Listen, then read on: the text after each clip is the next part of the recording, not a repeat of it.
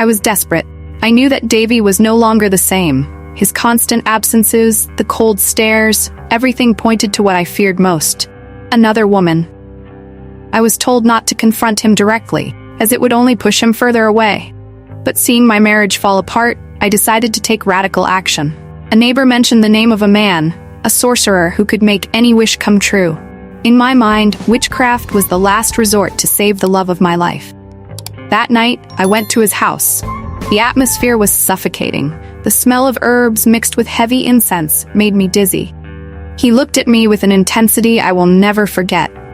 "Are you ready to pay the price?" he asked. I didn't hesitate.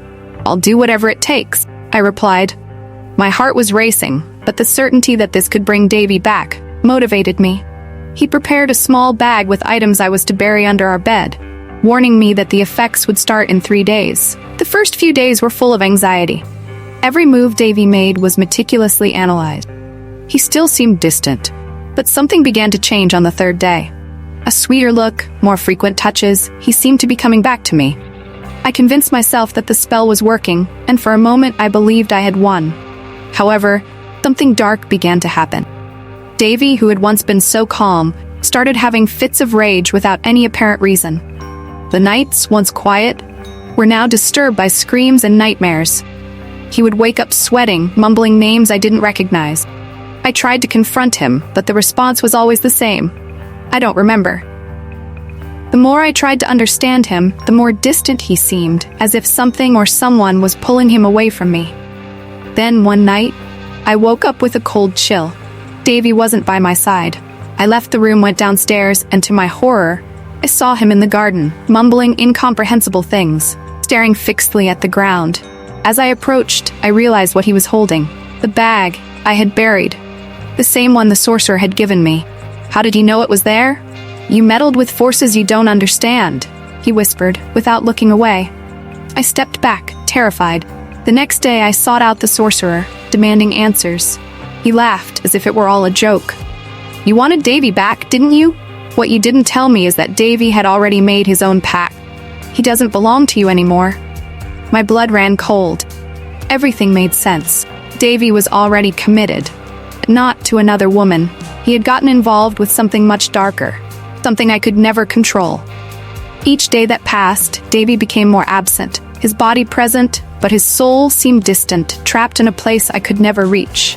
The truth hurt more than any betrayal. I had lost Davy, not to another woman, but to the forces he had engaged with long before I tried to interfere.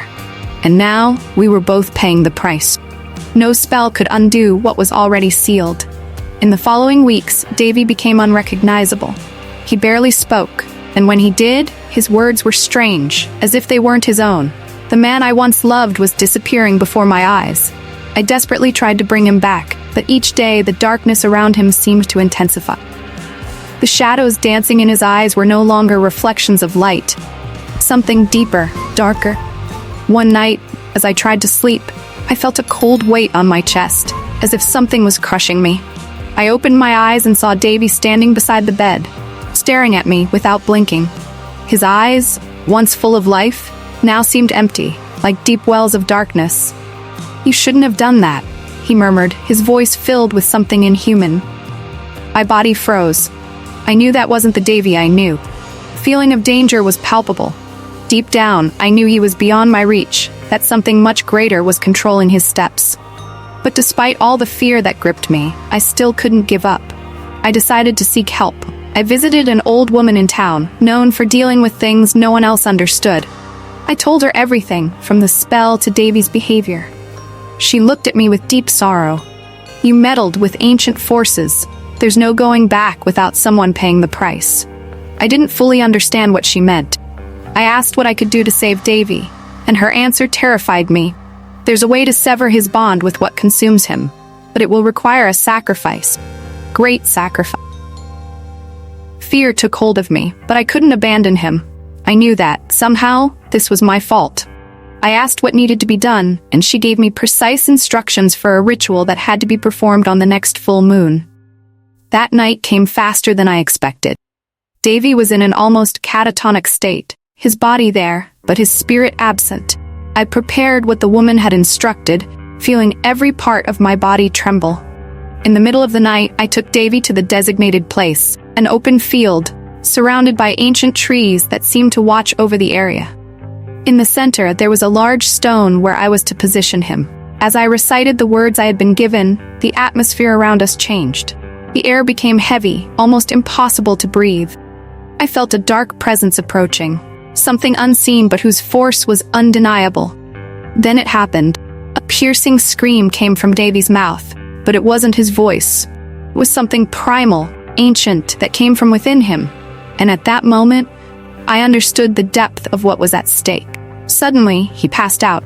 I approached, desperate to see if he was still alive. His breathing was weak but present. For a moment, I thought the sacrifice was enough. However, the old woman was wrong. The sacrifice she mentioned wasn't just his. When I returned home, I felt intense pain in my chest. Something was wrong.